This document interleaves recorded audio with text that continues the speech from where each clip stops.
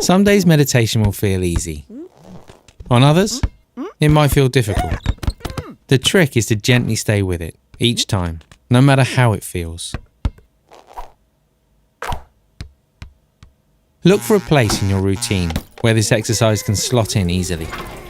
Research shows it's easier to create a new habit when we do it at about the same time each day. We recommend doing it first thing in the morning, but you might need to be flexible with that.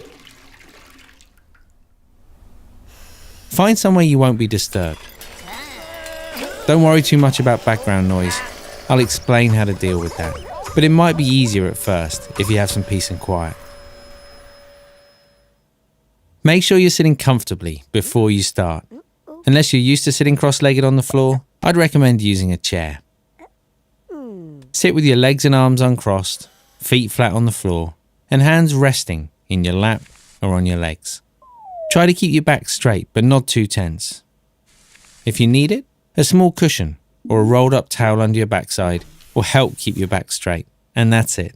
You're now ready to get some headspace.